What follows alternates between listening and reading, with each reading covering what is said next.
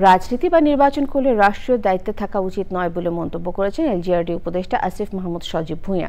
প্রার্থী হওয়া কিংবা কোনো দলে যোগ দেবেন কিনা সে ব্যাপারে এখনও সিদ্ধান্ত নেননি বলে জানান তিনি। গুলশানে চাঁদাবাজির ঘটনায় তার সম্পৃক্ততা নেই বলেও দাবি করেন উপদেষ্টা আসিফ মাহমুদ সজীব ভূঁইয়া। বিস্তারিত জানাচ্ছেন রফিকুল বাশার। সম্প্রতি রাজধানীর গুলশানে চাঁদাবাজির ঘটনায় এলজিআরডি উপদেষ্টা আসিফ মাহমুদ সজীব ভূঁইয়ার জড়িত থাকার অভিযোগ ওঠে। সেই অভিযানে যাওয়ার আগে গুলশানেরই কোনো একটা জায়গায় আমার সাথে উপদেষ্টা আসিফ মাহমুদের কথা হয়। তবে এই অভিযোগ রাজনৈতিক উদ্দেশ্য প্রণোদিত দাবি করে উপদেষ্টা বলেন, এ বিষয়ে তদন্ত চলছে।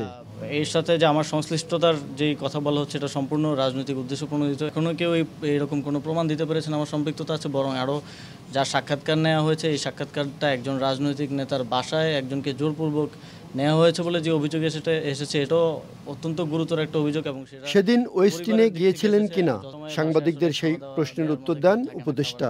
আমি মাঝে মধ্যে বেশিরভাগ সময় যাই 300 ফিটের নীলা মার্কেট বলে একটা জায়গা আছে আপনারা জানেন, ওখানে হাঁসের মাংস খুব ভালো পাওয়া যায়।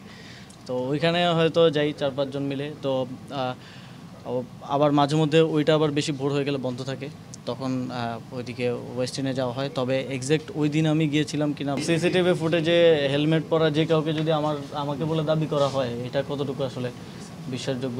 রাজনীতি বা নির্বাচন করলে রাষ্ট্রীয় দায়িত্বে থাকা উচিত নয় বলে মন্তব্য করেন তিনি। এবং সামনেও রাজনীতি করবেন কিংবা নির্বাচনও করবেন, সরকারের বিভিন্ন জায়গায় হয়তো আরও অনেক এরকম আছেন।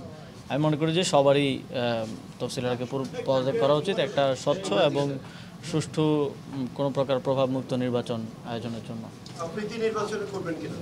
আমি এই বিষয়ে এখনো চূড়ান্ত কোনো সিদ্ধান্ত নেই। সরকারের 1 বছরে এখনো না পারার পাল্লা ভারী জানিয়ে উপদেষ্টা বলেন, গণ অভ্যুত্থানের আকাঙ্ক্ষা থেকে এখনো অনেক কিছু পূরণ হয়নি। Rafiqul Bashar, channel I, Dhaka. Bundle থাকলে প্রতি সেনমানিতে টাকা বাঁচবে। বিকাশ সেনমানি বান্ডেল কিনে জিতুন প্রতি লেনদেনে।